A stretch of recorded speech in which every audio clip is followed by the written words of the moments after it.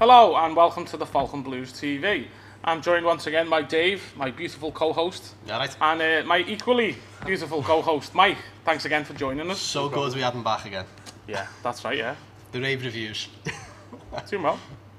Yeah, but nice one coming back, mate. You're looking a lot more sober than when I seen you on the train after the match. I think that was an imposter. Yeah, there's a few of them going around apparently. But obviously the big talking news is the match on Saturday. Yeah. Everton won 2-1. It was a good result. If you were watching Match of the Day, you might have thought it was a bit of a close game. Did you see the highlight? They didn't even show the disallowed goal.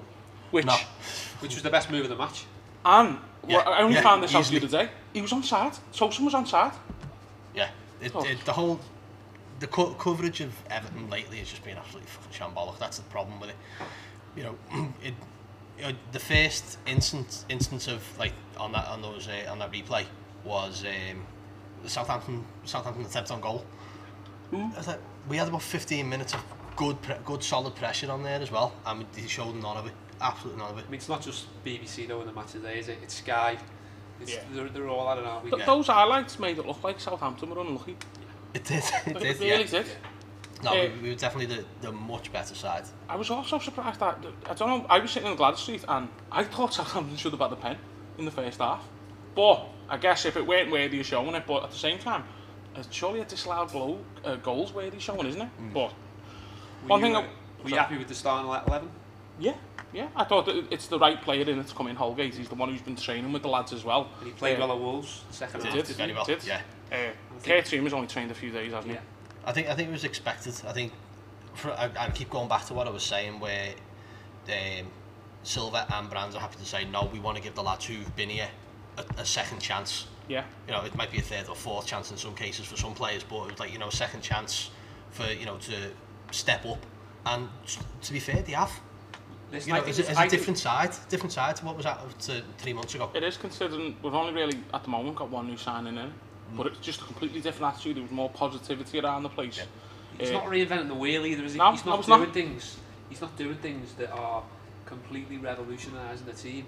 He's playing people where they're meant to be played. Just getting a tune out of the players that he was. Other managers have done it in the past. Moyes has done it. Martinez has done it to a lesser extent. You know, it's just. I bet it's just basic stuff, and it's just stuff that we didn't cover in training. Koeman didn't do it, Allardyce didn't, and maybe Unsworth didn't as well because it was naivety. I mean, going back to his team selection, I don't know why Gylfi Sigurdsson didn't play in the middle last year. No, it's crazy, isn't it? It was unreal on Saturday. You look back to the World Cup, the game we played for Iceland against Argentina, he was better than Messi on that day. And you know, he's got that in his locker. He was sensational on Saturday. He'll never be a winger as long as there's a hole in my arse, mate. No. Absolutely no chance. Last year he was forced out wide, so the Wayne Rooney could be forced into the Everton team. We were accommodating, maybe. Yeah, that was the problem. But that was the whole thing last season. It was like, well, how do you accommodate Klaassen, Sigurdsson and Rooney? You can't. One's got to be sacrificed, and it was Klaassen. And he's just keeping it simple. He's starting with the team selection. As I said, when we had corners and crosses, you've probably seen this on Match of the Day as well, they picked up on it. We were putting people in the box. Yeah. And that's how we score goals, isn't it?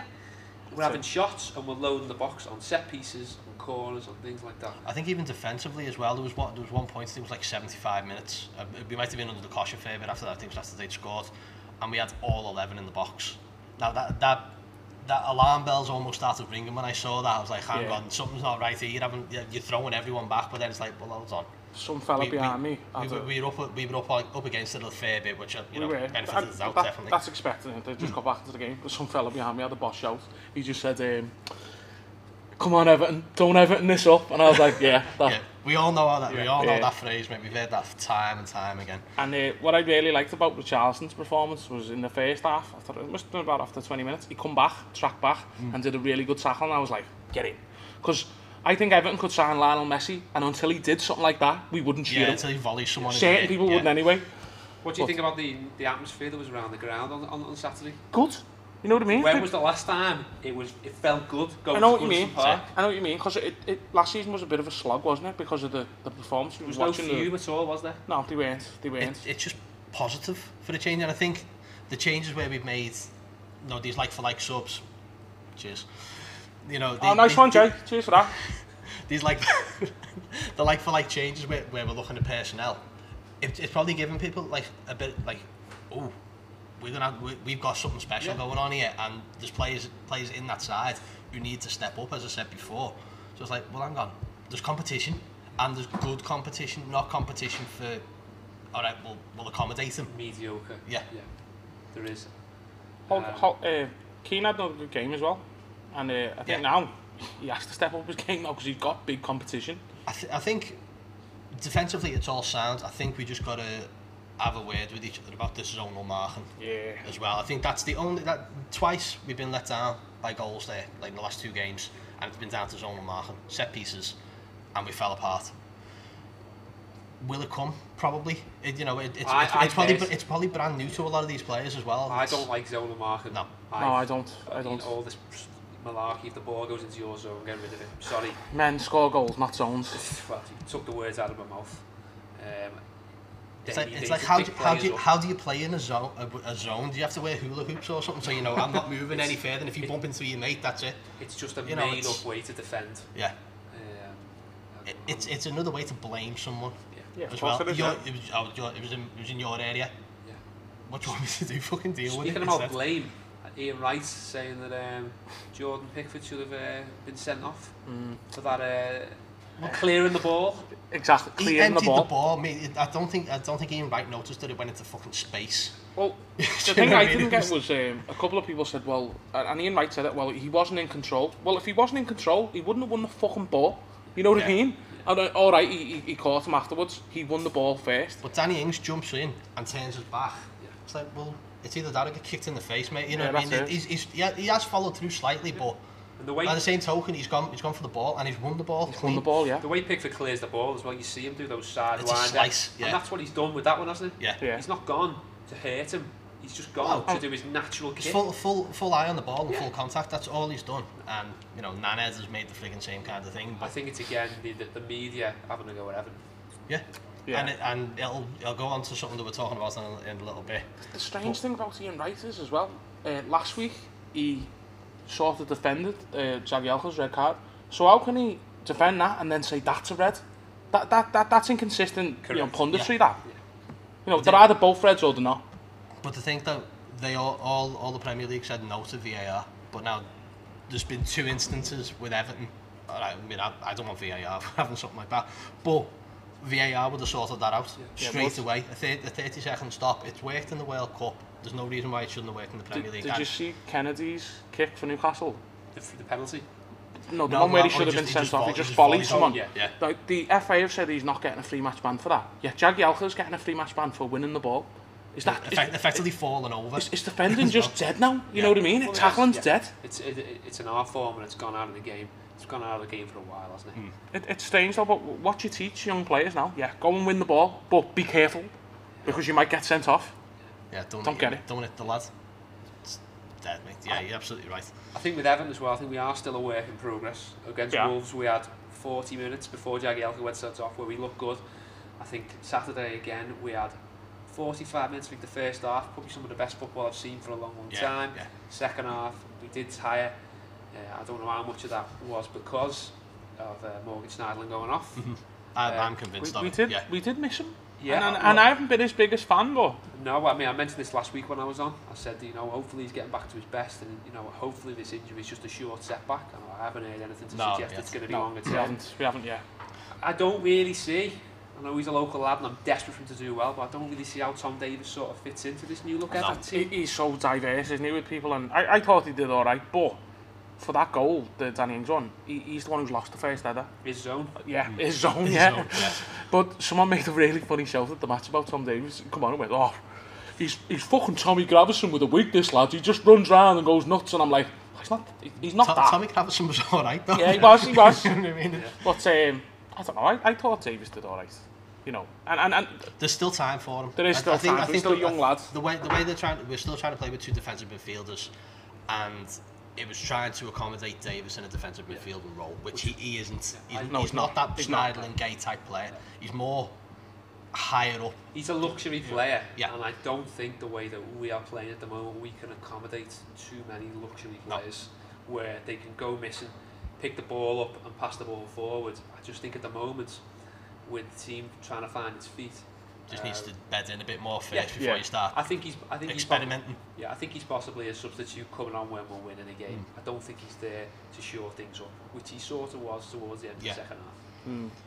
But other than that, though, positive, wasn't it? 4 points in the last two games, where I think before Silva was coming in and we were looking at absolutely no signings and a poor pre-season, we were thinking the worst, weren't we? Of course we were. So, it's been a good August so far. Yeah. Yes. Hopefully it gets as far as August go, you know, I'm happy. Yeah. Usually after 2 games, our optimism has been sizzled out of us, but still here, you know. Still here, it's good. I'm happy with this. Yeah. Long may it continue, definitely. That's But as we're still in August, we've still got the transfer deadline for everyone else but the Premier League. Yep. Which leads us to a few players who are potentially on the way out. Obviously, Cuco Martina joined Stoke to play alongside his best mate Ashley Williams last week, which we're all happy about. Yeah. Unlucky Stoke. So unlucky lads. Sorry, we apologise. No wonder you were fighting with the police.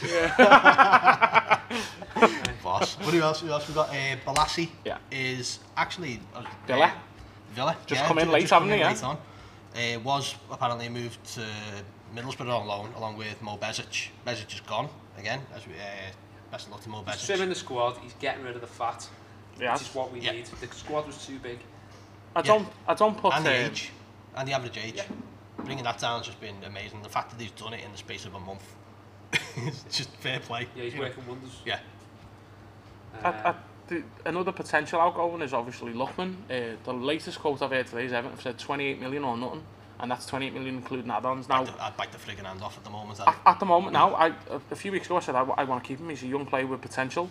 But if his attitude is he wants to go, and he's being like, oh, this and that, get rid of him. This is what Mike's saying about luxury players. Yeah. You know, that place that I think it was on the big screen as well. They were making a sub, and his Luckman's name came up to come on. Yeah, I've seen that. So obviously there's been something's happened there. Communications either broke down or something's happened where he said no, he's not coming on, or you know, something's happened there. There is a few rumours that at the Valencia game when he was warming up, he was just sort of wasn't asked. Yeah, just doing a very half-hearted warm up, and if you you're a player and you want to go, that's a young kid though, innit? That's what they do. He's been poorly managed by Sam Allardyce, and that's the person who I blame. Same. For his attitude. I think he could have quite easily given him a bit of a run last year. I went to games when we had absolutely no creativity on the park. Lack of pace. And he well. sat in the stands thinking, and you know, he's got a point. Yeah, he's got a point. But the thing is, Marco Silva's come in, and everyone's got to impress him to get in the team. You know, you look at, if you'd have asked me, 12 months ago, 8, 9 months ago, would Morgan Schneiderlin be playing for Marco Silva? I'd have said absolutely no chance. Hopefully he's gone. Yeah. And I think Luckman, I just don't think he's impressed him. He can't have done. I think it's, again, this luxury player thing, we can't accommodate hangers on. No. And if at one point we were saying it in earlier videos, I want him to stay, I want him in. Now I'm not so sure. You know what I mean? There doesn't seem to be any kind of he wants to push on and play. I don't know. There's so many rumours going around, and whether his head's right or not, who knows? We signed him for £7.5 million. Was it? I thought it was more than that. 7.5, rising to 11.5 million. And what if we get 28 for him? That's profit, like that's Moyes levels of transfer bargaining. No, it is, isn't it? Yeah.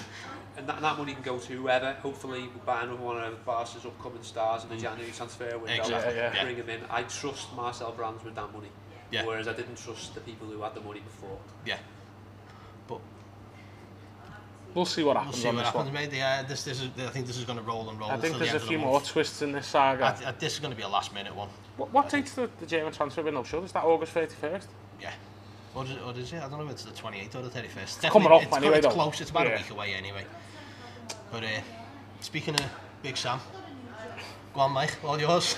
you had a few things to say about him before we came on. So I think, first and foremost, I think he just loves Everton. He just can't stop talking about us. Whenever you turn the television on, the radio on, you said he was on daytime television. I think there must be more than one Sam Allardyce. He's his grandson. He's on Talk Sport. He's got clones. He's on Sky Sports. He's on a stream channel. He's on with Rick Keys and Gray, and he doesn't shut up. all he ever does is talk about Everton. He must be absolutely gutted that he's not spending Uncle Farhead's money, you know, on Troy Deeney or whoever else he would have bought for us. Exactly. You know, I'm sorry, would you trust that man with any more? Troy Deeney is the perfect Sam Allardyce signing as well, isn't he? Isn't it? You know, that's probably what got him the job. He's like, listen, we'll get him. Gary Neville made a point about him criticising Emery. Yeah, he's really spot on as well, Gary Neville, on that. Yeah, absolutely 100% agree with Gary Neville there. He is so bitter, and he probably is an Evertonian because he is bitter. Yeah, it's in his DNA now. I think it is. We have absolutely killed Sam Allardyce, and he's there talking about, I knew I was going to be leaving Everton. I knew this. No, you didn't. No. Yeah. Sorry, you had the rug well and truly pulled from underneath your feet, and I am made up you're gone. Yeah. Stop talking about us, please. That's it now. You stop talking about us, and we'll stop talking about you. But there might be a job for you at Southampton by January. Yeah. Keep an eye out, Sam. Then you can moan about them. How he has got a job is beyond me. Because he blames the ref all the time. Like, I can't believe that, you know. Someone did a boss tweet online the other day where it said, when Mark Hughes dies, he's going to write his own eulogy and he's going to blame the ref for his death. And like, that just sums it up. He did well when he was at Wales and Blackburn. He did a good job there. And like, was he Fulham? Yeah, he kept Fulham up. He did well at Fulham, yeah. He did really bad at QPR. All the money at City. Yeah, QPR didn't turn out well for him either. No, not at all. With money there as well, wasn't it? Clubs than Tiger Woods. Yeah, no. Yeah. I can't believe he played for us as well. Who was the ref, by the way, on Saturday? Remember? He was shite anyway. Well, it weren't Bobby Madley, I know that. Woof woof. Allegedly. Yeah, allegedly he likes going dogging. Just took it too literally. Craig Pawson. But I'm surprised that Richarlison didn't go off injured. Yeah. I mean, I know he had that slip where he pulled his groin and he came back on, which is great, but that kid must have been covered in bruises at the end of the game because he was booted everywhere. Him and Tosin. And, I'm going to have to get used to an Everton player though, diving around. Yeah. Yes, yeah. It's not something that... He reminds me a bit of Pina. Yeah, I know what you mean there, actually, Pina was the absolute master of stuff like that. He'll get the ball and he'll just put his arse in the way and just wait to be pushed over. And that's exactly what Richarlison's done. But we need to be more cute. Yeah. We're not, we've never been like that, have we? No. We've never got on the referee's face. I don't like it, but it's unfortunate the way modern football goes. We don't stand in front of free kicks. We are slow and things. So if that's what it takes to get. We don't moan at refs. No. But I think that's going to change. I hope so. With Coleman now as captain. Yeah, absolutely, mate. That was my number one choice. I'd have been happy with Baines, but I'm also like, Baines is also in that same mould as Jagielka, where he's not willing to pick the ball up and say, hang on, I'm going to have to fucking wear with the referee here. It's like Coleman doesn't give two fucks. He's happy to just go and just give anyone a ball. It's not a bad trait about Jagielka and Baines. They've got to core him. They're not gonna, but we need a player like that. It's almost like rugby players. Yeah. They're so polite to the referee and they call them sir and they say thank you after they've been told off and stuff like this. And that's almost that same kind of mentality that Jags and Baines have got, where they don't want to upset everything, but at the same time, I bet you they're dying to fucking scream at somebody. Yeah. But it's almost like the club image that they try and uphold, whereas Coleman knows the club, knows the fans. And he says all the right things as well. He does. And the second Coleman gets in the face of a referee over something, which every single club does it but ourselves, I think Coleman starts doing it, he'll get the crowd going, and that's how you get Everton going. That's the easiest way to do it, is just get in someone's face. I think potentially he's going to be a good leader of men, and that's what we need. And if that's the way it's going, I don't think Jagielka's going to start many games this season. No. What the centre-halves we've got now. Getting sent off was a blessing in disguise. I said this last week. Yeah, he did. It's almost like Ashley Williams getting sent off as well, wasn't it? That was it for him. It was like, that's the one thing I liked about Sam. He actually after that went, no, fuck him off. Not even on the bench. Well, he got sent off, never seen again, punctured the lung, and then got sold to Stoke. What a way to go. Yeah. Fucking hell, poor bastard. There is another rumour. We're going to take this one with a pinch of salt. We hope it's not true. Yeah. But about Terry Miller. Yeah, good mate Terry. Apparently, rumour is he's due for a scan today for injury. I'm not sure where, but apparently it could potentially see him out for 3 months.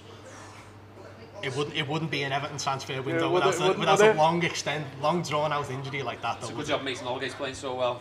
Yeah, and Zuma's on the bench as well. Zuma's available, that's the thing. So fasting. So we have got cover there if the worst does happen.